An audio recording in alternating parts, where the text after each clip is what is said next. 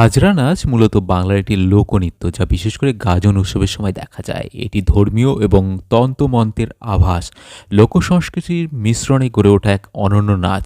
হাজরা শব্দটি সাধারণত বিশেষ শিবের অনুগামীদের বা ভক্তদের বোঝায়। এই নাচটি প্রধানত গাজন উৎসবের সময় করা হয়।